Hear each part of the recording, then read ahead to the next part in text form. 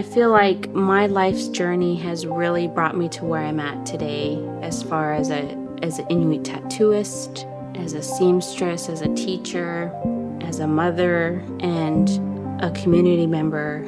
There was a certain point in my life when I was deciding, like, okay, do I want to be anxious about this? Do I want to fret over, am I doing the right thing? Am I being disrespectful? Am I being respectful? Am I following all of the traditional values? Is this something that my ancestors would want? And I got to this point of like, if I was an ancestor and I was looking down on my grandchildren, great-great-grandchildren or whatever, what would I want to see? And I remember reflecting like, I would want them to try. I would want them to step out of their comfort zone and make sure that they do all of these things that they feel uncomfortable doing that aren't easy, like learning how to make our traditional boots, tattooing, revitalizing, and owning it and being proud of it. That's what I would want to see.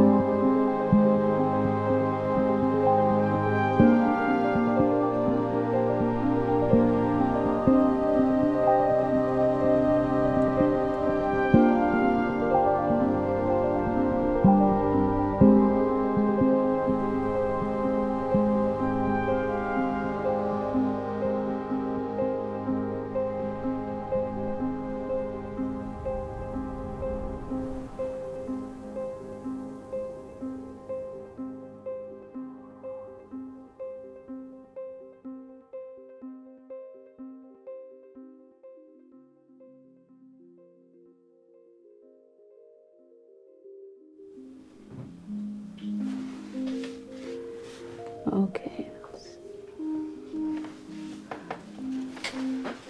let's give that a look. A look-see. Yes. Have your mom take a look. Look up. There's just a little blotch coming out. I've gotten a lot of questions with young women who are thinking about getting it and are hoping to be ready to get it at some point in their lives. And when women go into my DMs or my message or my inbox, they usually ask about what they mean, what the tattoos mean, and that they're ready for a particular tattoo, either on their face or their arms, wrists, legs, just chest, depends on what they're ready for. And so I'm always asking them, like, okay, what are they going to represent? What do they mean? You know, why do you feel like you're ready for the tattoo? Because you can't just get it willy-nilly. You can't just because they look cool, because they're trending, right? There has to be a personal story behind it and a reason. So why did you want to get these tattoos on your eyes? Because when I got my first tattoo, I started thinking about like how to view the world and how to speak out of my ancestors' point of view. And I did a lot of research, and this is one of the tattoos that I found out about it. That's beautiful. Go over it again. Or just bringing it back, it's really important to kind of have that story with it too. And that also kind of strengthens the tattoo, and it strengthens the whole process, the whole ceremony, the intention when we do it together. I just try to encourage them to just look within, understand what's important to you, what you want represented, if you have anything that you want to heal from, or if you have a success or an achievement that you want to acknowledge. Those are all really great reasons to get traditional tattoos. Yeah, the tattoos, we've learned about them. And how do you feel, Nicole, how your daughter's getting these? Was it a little different? A little skeptical at first.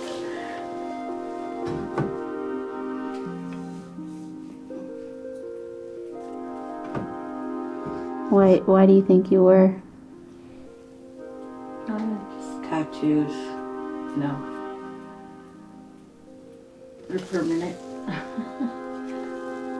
There's just so many things that I'm grateful for. My family have always supported me. They've always been there for me, as well as my community.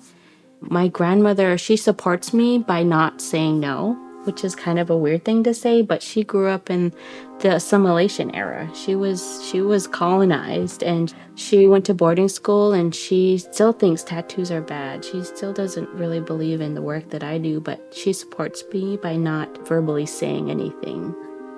And even though she might have a different belief on our tattoos, just because of her upbringing, because tattoos were considered like a bad person's thing, like somebody who disrupts things. And so that's just her mindset. And I just got to embrace it and just accept her for that. And, I think it's beautiful that she's able to still support me, even though her beliefs might be different.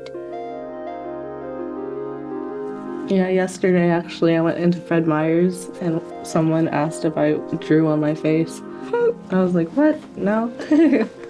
This the real deal. Yeah.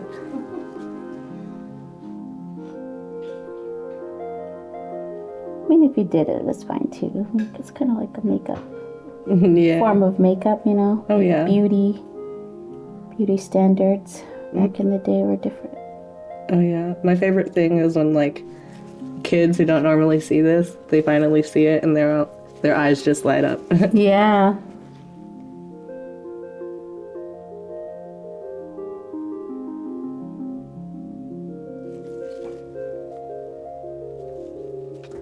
I think we're good. Let's go ahead and move to the chin, and then we'll do a reveal, and you can look at it and then see if you want anything Okay. added, or whatever, thicker lines or whatever you want.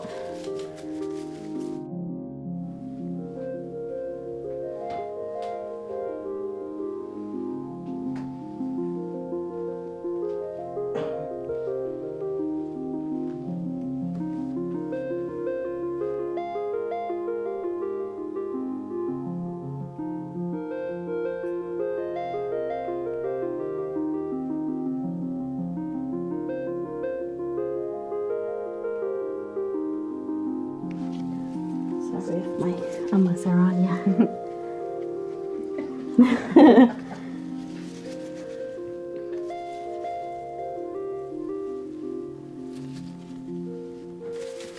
Pass on your chin. Some of the ink is coming out, so it's a little glossy. And you're good here. Yeah, the side's a little inflamed. This side's pretty good. Here's the reveal. It looks so good. What do you think of I love it. What do you think of the thickness of it? I love it. Yay, it looks so good on you.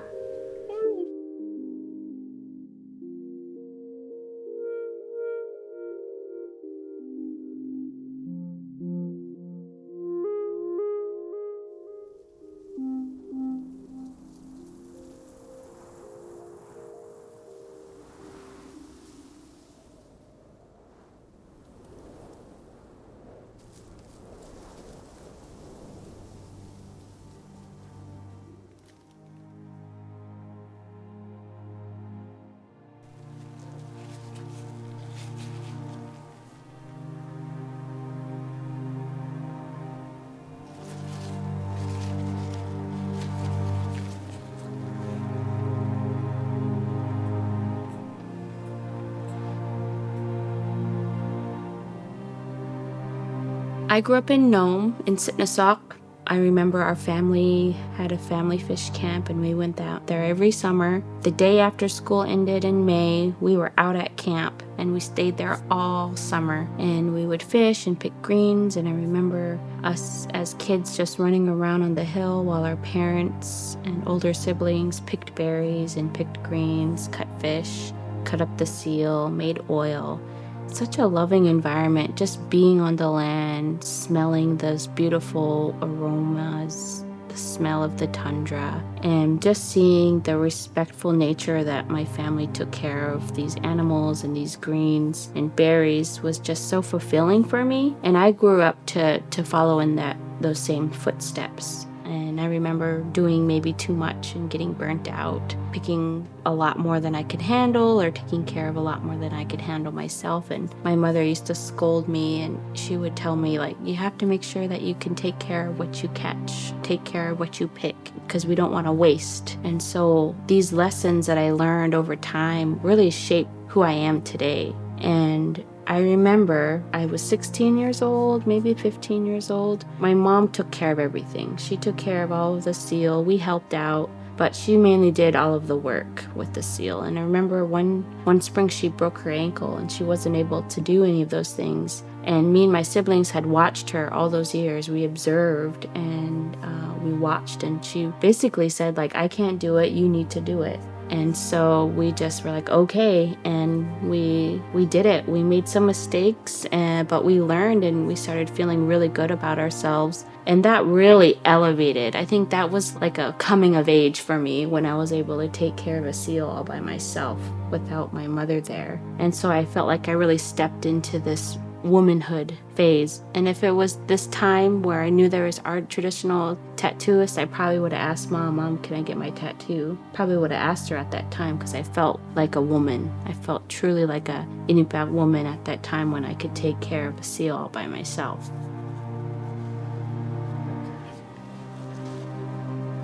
Okay. All right, let's take a look and check it out. I'm so excited. Yeah, I think that's like the perfect size. Okay, cool. Face. And then you could smile real big. Okay.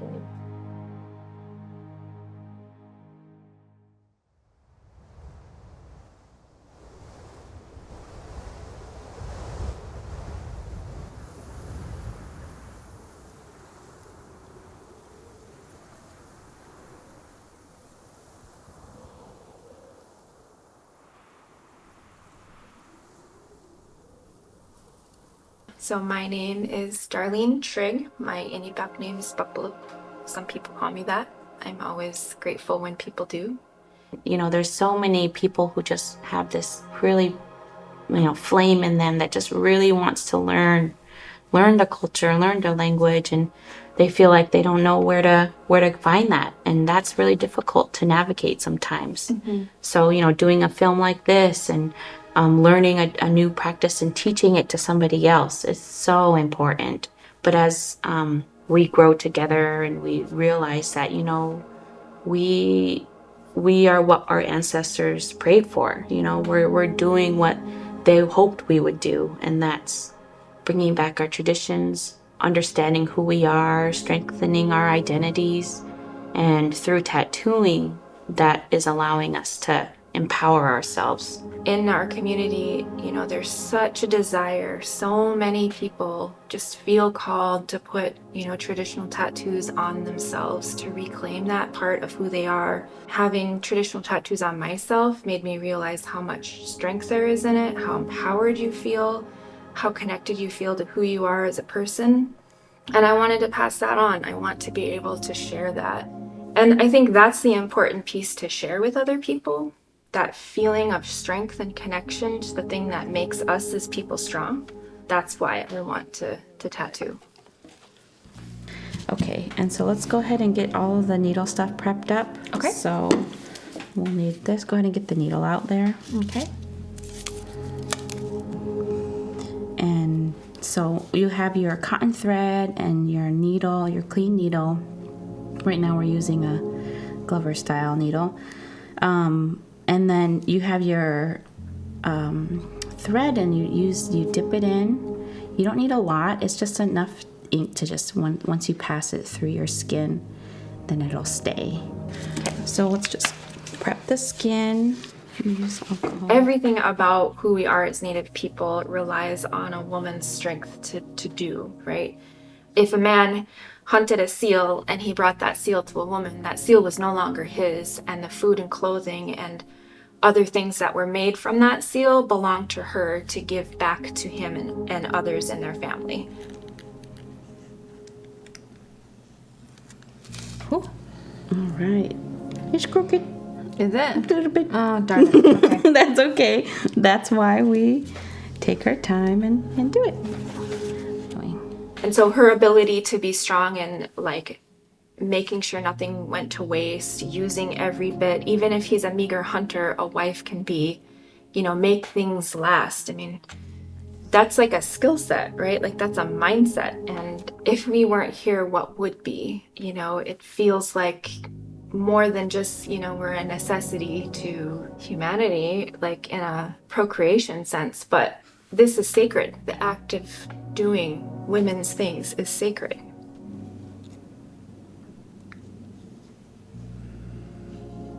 Yeah, it looks really good. Can't really tell.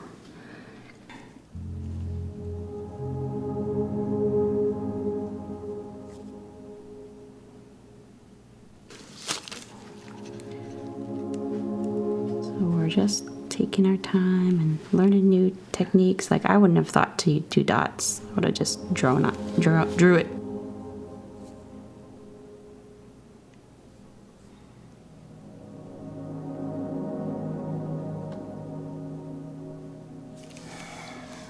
Awesome. Great. Yay. Okay, so now we're ready. Yay. They look great. So we have this here, and you did 2 dots, so you have your in and your out, where you're gonna poke and where you're gonna go out. So if you could just hold, hold it, and you don't need to be too tight, but just, there we go, tight. And so you're gonna go in, and you're gonna feel that skin, get soft, I guess, and then once it gets soft, you're gonna come out, because you don't want to go too deep, or else the ink will blow away, and you also don't want to go too close, or else the skin will rip. So I'm just gonna add a little bit more, and I'm gonna do this, and it's always weird doing it on yourself, but that's how I did this one. Or too good? That's good. So go in, I feel it. Go ahead and move this thumb. You see, oops. Sorry. It's all right. So I'm going in, and then I'm gonna, there. And then I'll pull it, and I kind of let the ink stay there for a little bit, and voila. Yep, and then just go ahead and give it a wipe, and these ones tend to bleed a little bit more just because you're going deeper. Trying to see how I want to build that tension. I think one of the things that frightens me the most is that I'm going to get it wrong, or that I'm not going to be good enough. I mean, it's a normal, concern that most people have. But that's not easy. Nope. I think the reason why I can do it now is because there's more people who have the skill set that I can call on and ask questions of and connect with. And pull from that side, yep. Okay, let me push a little bit more.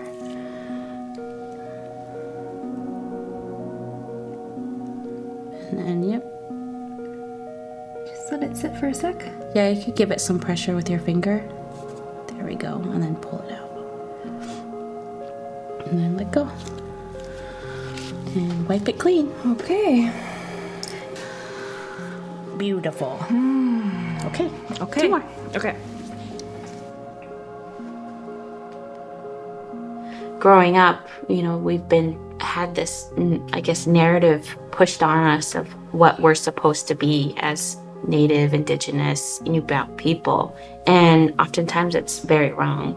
We have to be brown skinned. We should know our traditions, we should know our language and eat our traditional foods, but that's not always the case. And that doesn't make a person Native.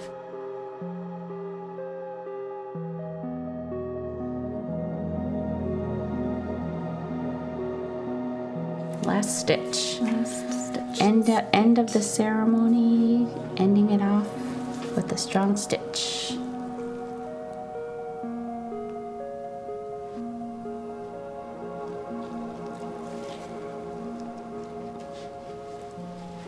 Oh, that one, the ink ink looks really good through the skin compared to that first one. I'll take a look after you wipe it. Okay. So I don't have a good position. Not how I'm supposed to do it. There we go. Nice wipe. One you. wipe. Oh, perfect. Good job. Thank you. All right, we're done. Okay, this is it. Beautiful. Good job. Thank you. Nice stitches. Awesome.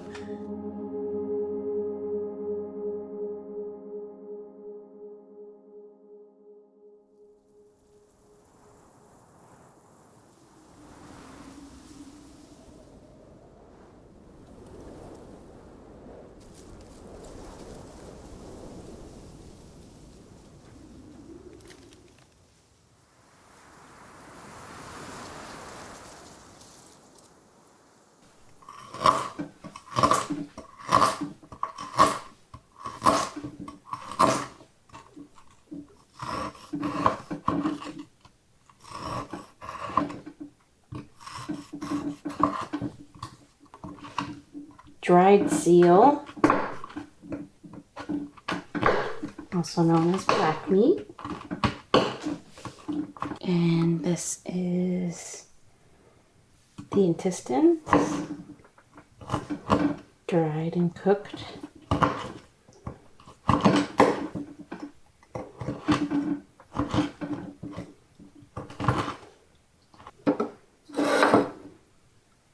And the blubber.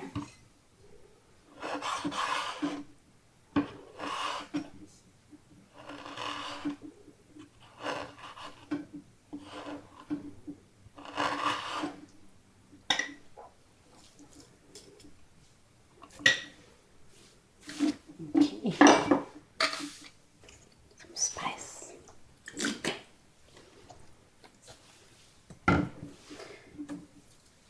A little bit of salt.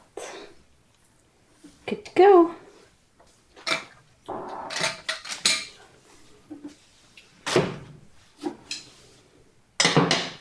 Okay.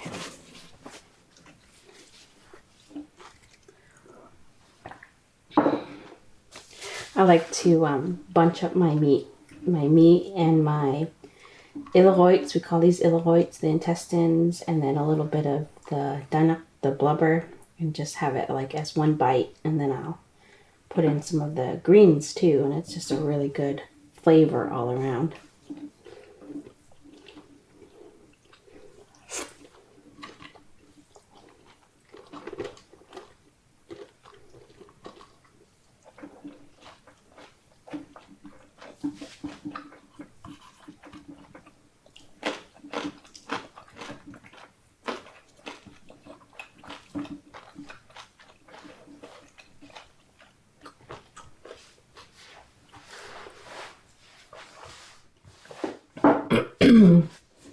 All of this stuff we harvested as a family this summer, and it's so important to be able to go out onto the land and forage and harvest and learn all of the different things that the land has to offer, especially knowing that our ancestors had done that before and they were able to live really happy, healthy lives. And so knowing that I'm able to eat and enjoy this food really makes me feel happy and grateful for what our land provides.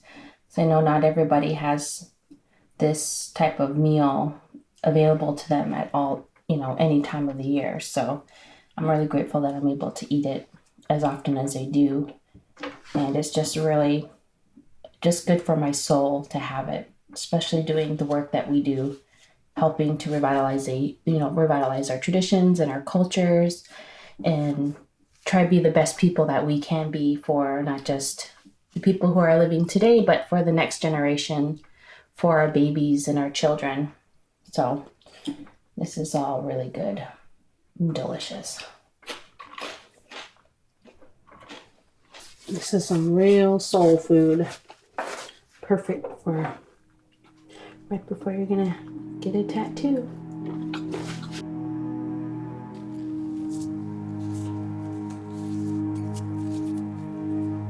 I learned how to tattoo about 7 or 8 years ago, and I was taught 2 methods. One was the poking method, and the other one was with skin stitching. And that's a unique method that our ancestors did as a way to tattoo most often. And so I learned how to do that, and I've been a seamstress, a skin sewer for a very long time. Since I was a little girl, my mom taught me how to do all of those stitches and how to make hats and mittens, and I learned how to sew on a machine from my grandmother. So all of those things kind of come together and allow me to be this tattooist that I am today. And the stitches are good. Let's do the other side.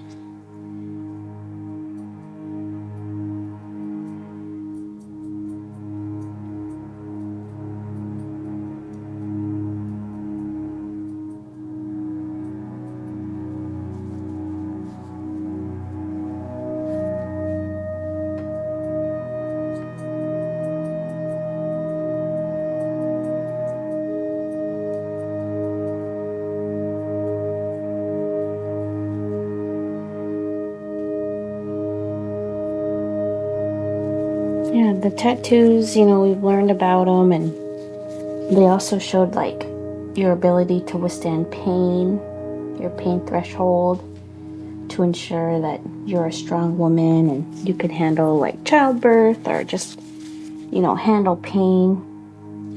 And it, was a mark of beauty. It was like our permanent makeup. And it just symbolized so many things. It also was like a representation of your family, where you came from. If your family was known for making kayaks, you probably would have a representation of that on your tattoo somewhere. It also depended on the artist who was doing it. They did a lot of the artistry on it and the design. It was really up to them, oftentimes, what the artist wanted to do. And so usually the tattooist would know the family, know a lot about the history of the family and the community. So they were always people who were well known and who knew a lot within the community. So, and they were also one of the skilled seamstresses, because oftentimes it was done by stitching. And so you wanted to have nice, good, clean stitches. So they had like all these different attributes as a tattooist.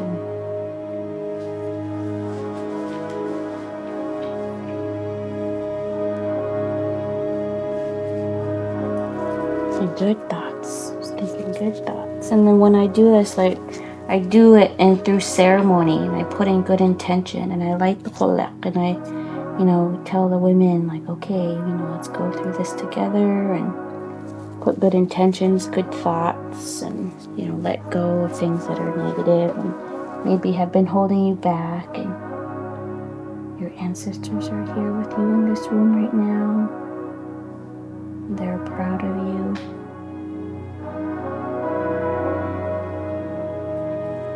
Over time, these guys will bleed together and it'll look more solid. But I like the stippled look, like the dots. Just like each dot, you could see each dot, each intention, each prick of love. Okay, done with that. So now I'm gonna do the last stitches and then we'll be done.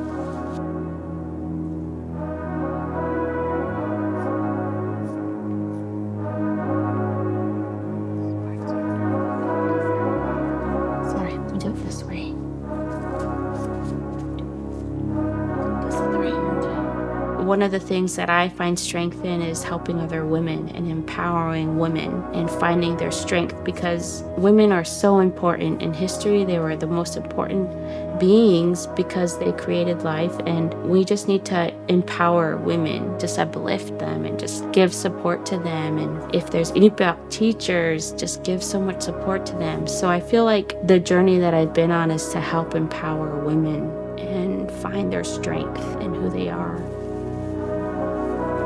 Right. Fun. And when I learn about our language, I feel that strength. When I learn how to do a different sewing technique that my ancestors did, I feel that strength. When I tattoo, I feel that strength. And it's so important to teach as much as I learn. And so as a teacher, I try and do that. And that's what I want to keep passing on to the next generation.